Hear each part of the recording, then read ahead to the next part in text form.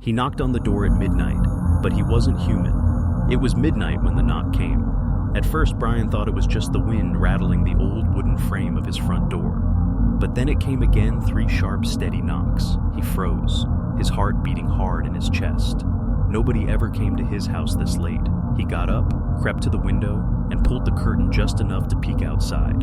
That's when he saw them. 2 children standing perfectly still under the dim porch light. Their faces were pale as chalk, and their eyes were completely black. No whites, no pupils, just bottomless darkness. Brian stumbled back from the window, every hair on his body standing on end. Another knock echoed through the house, slower this time, but harder, as if whoever or whatever was outside knew he was watching. Then came a voice, soft and calm. "Please, let us in." His skin prickled. Children shouldn't sound like that. Their voices were flat, strange, and wrong. The knock came again, and Brian's hand hovered near the doorknob. Something in his mind screamed at him not to open it, but something else, something he couldn't explain, pulled him closer. Just as his fingers touched the cold brass handle, the voice called, "Aim again. We can't come in unless you let us." That sentence froze Brian in place. He didn't know why, but he suddenly understood if he opened that door, something terrible would happen. And yet, he couldn't move away. His body felt locked, his eyes glued to the door, and the knocks grew louder, shaking the wood. His breath caught in his throat as the final knock thundered through the house. And then everything went silent. Hours earlier, the night had been calm, almost boring. Brian had stayed up late writing, the glow of his computer screen the only light in his little Texas home. Outside, the street was quiet. He remembered pouring himself a cup of coffee, stretching, and stepping out to his porch to feel the cool air. That was when he first thought he saw movement out by the street, 2 small figures standing near the lamppost. He blinked, rubbed his eyes, but when he looked again, they were gone. He told himself he was just tired, maybe seeing things from staring at his screen too long. Back inside, the night crept along slowly. Every creak in the house seemed louder. Every gust of wind rattled the window panes harder than usual. Around 11:30, Brian sat back at his desk when he noticed the porch light flicker. His stomach dropped. He told himself it was just a bad bulb, but the air inside suddenly felt colder, heavy somehow. He locked the doors, shut the blinds, and tried to shake the uneasy feeling that was starting to grow in his chest. He couldn't explain it, but he felt like he was being watched. He tried to get back to work, but his eyes kept darting to the front window. Midnight crept closer, and with it, the strange tension in the air seemed to thicken. Then came the first knock light, almost polite. He ignored it, thinking it had to be a neighbor or maybe kids playing around. But when the knock came again, stronger this time, he got up to check. And that was when he saw them, the same 2 figures from the lamppost now standing on his porch. Only this time, he could see their faces, pale, expressionless. Their clothes looked odd too, outdated somehow, like something from another decade. Brian's first thought was that maybe they were lost or in trouble, but then they raised their heads in unison, and he saw those eyes. He staggered back, his breath catching in his throat. His whole body screamed at him to run, to hide, to do anything but open that door. Yet something about the way they stood there, so still, so patient, made him feel like running wouldn't matter. They knew he was inside. They knew he was watching. The knock started again, slow, steady, deliberate, and then came that voice. "Please, let us in." Brian's knees trembled, his hand reaching toward the doorknob, even as his mind screamed no. The air around him felt electric, humming, and his vision blurred at the edges. He heard his heartbeat pounding in his ears as the knocks grew louder, harder, shaking the walls. Then, just as suddenly as it began, the knocking stopped. The silence that followed was worse than the sound. He leaned against the door, holding his breath, straining to hear any sign that they were still there. And that's when the voice came again this time, right next to his ear, whispering through the wood, "We can't come in unless you open the door." Brian's blood ran cold. He turned slowly toward the peephole, every muscle in his body tense.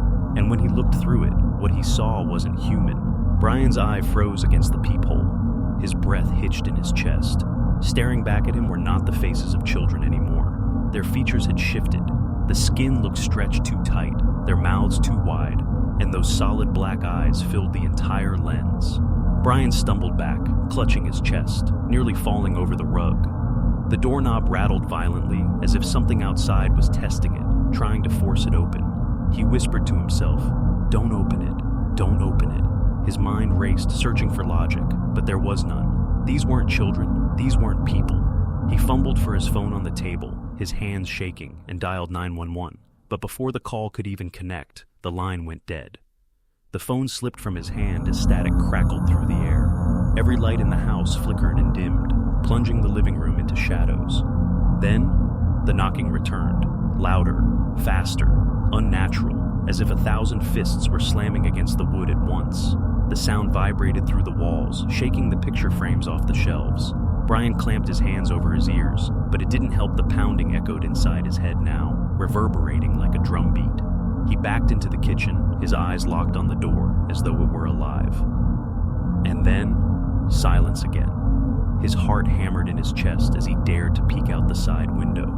The porch was empty, no children, no shadows, nothing. He wanted to believe it was over, that maybe he had imagined the whole thing.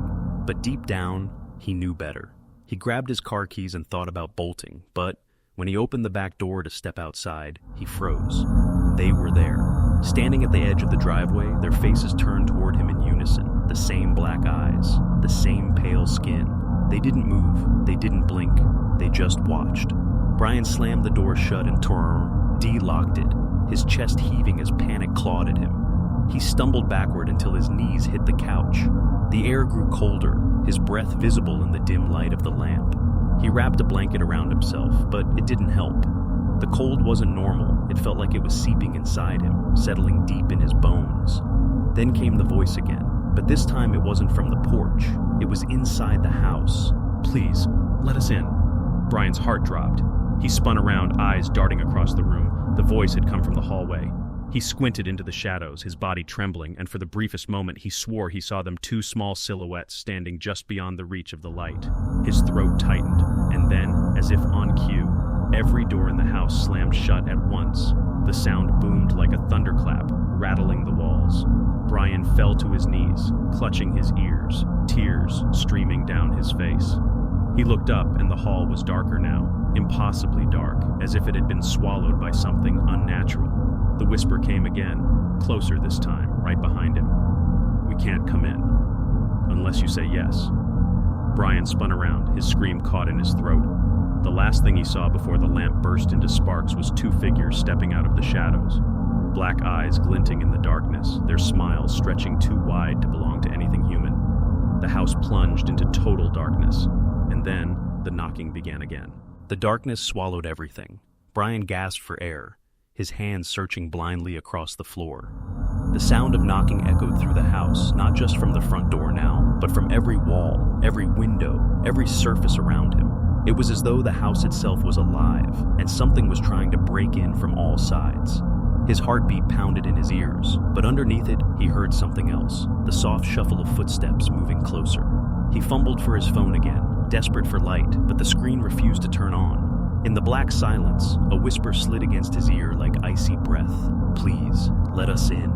Brian screamed, stumbling backward until his hand touched the sharp edge of a broken lamp. He clutched it like a weapon, though deep down he knew it wouldn't matter. Against whatever these things were, glass and wood meant nothing. Then the sound stopped. No knocking, no whispers, only silence so heavy it made his ears ring. He dared to move, inching toward the hallway. As his eyes adjusted, he noticed something strange, the outline of the front door glowing faintly, as though moonlight was spilling in from outside. But when he looked at the window, the blinds were still closed. That glow wasn't natural. His legs shook as he moved closer. Every instinct told him to run, to hide, but he couldn't. It was like his body was no longer his own. He reached out slowly, his hand trembling as it hovered over the doorknob. That's when he heard it, a faint scratching sound, like nails dragging across wood, coming from the other side. Brian's breath caught. He pulled his hand back, but it was too late. The knob began to turn on its own, rattling violently. He staggered back as the door shook in its frame, the wood groaning under the force. And then, it stopped. He dared to step closer, pressing his ear to the door. For a long, terrible moment, there was nothing. Then, right against the wood, came the sound of two children laughing. Not joyful laughter, but hollow, broken, like echoes from a place no living thing should come from. Brian stumbled back in horror, his foot catching the rug. He hit the ground hard, staring up at the ceiling, and that was when he saw it. Two shadows moving across the ceiling, long and stretched, crawling toward him upside down, their black eyes glowing faintly in the dark.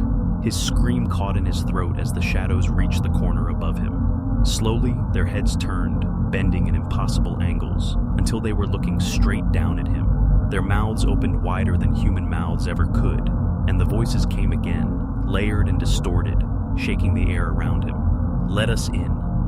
The house quaked. The walls groaned. Brian clutched his head, his body trembling uncontrollably. He forced himself to crawl, inch by inch, toward the back door. He didn't dare look up again. He didn't want to see their faces. His only thought was escape. He reached the door, his hands fumbling with the lock, sweat dripping down his forehead. With one final pull, the lock clicked open, and he shoved the door wide. Cold night air rushed in, flooding his lungs with relief.